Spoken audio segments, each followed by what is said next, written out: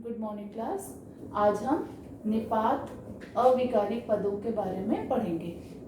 निपात का मतलब होता है कि वो अविकारी पद जो किसी पद या पदबंध के बाद लगकर विशेष प्रकार का बल ला देते हैं।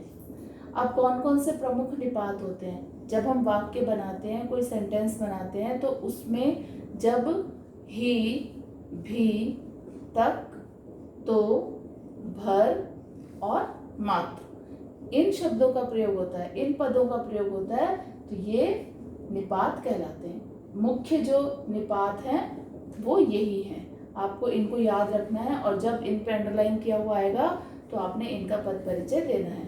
अब पद परिचय किस प्रकार से देना है? आपको मालूम है कि एक तो आप भेद पहचानते हो, तो इसमें भेद क्या है कि ये निपात पद है और किस पद पर बल देने का कार्य दिया जा रहा है वो आपको वहां पे बताना है। तो आपने अभी क्या पढ़ा कि किसी पदबंध के बाद जब ये शब्द लगते हैं तो आपने वहां पे कैसे पद परिचय देना है? अब तो पिताजी को ही जाना पड़ेगा। यहाँ पे पिताजी के बाद में ही शब्द आया, तो ये ही क्या है? एक निपात है, एक अव्यय है। आपने यहाँ पे देखा पहला पद क्या है? ही। ये किसके बाद में लगा है? पिताजी पद के बाद लगा है। तो आप क्या इसका पद परिचय बनाओगे कि ये ही पद क्या है? निपात है, पिताजी पद पर बल देने का कार्य कर रहा है। एक उदाहरण और देखिए, मैं तो उससे परिचित भर हूं।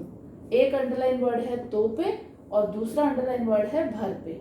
तो यहाँ पे आपने देखा था कि तो और भर ये भी क्या है? निपात है।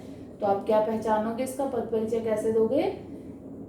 निपात तो वर्ड क्या है? निपात है, मैं पद पर बल देने का कार्य कर रहा है। तो किसके बाद आया?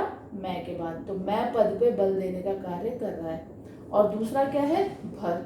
भर से पहले क्या है? परिचित। ये भर पद क्या है? एक निपात है और परिचित पद पर बल देने का कार्य कर रहा है। यही आपको समझना है कि जिस भी पद पे बल दिया जा रहा है वो आपने वहां पे मेंशन कर देना है, वो आपको वहां पे लिख देना है।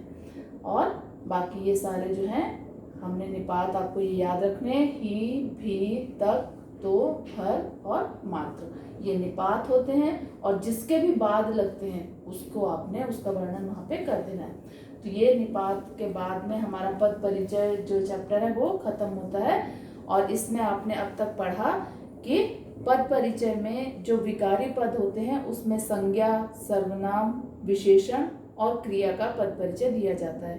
अविकारी वर्ग में जो अविकारी पद होते हैं इसमें हम क्रिया विशेषण बताते हैं, संबंध बोधक, समुच्चय बोधक, विस्मयादि बोधक और निपात, इनकी जानकारी दी जाती है।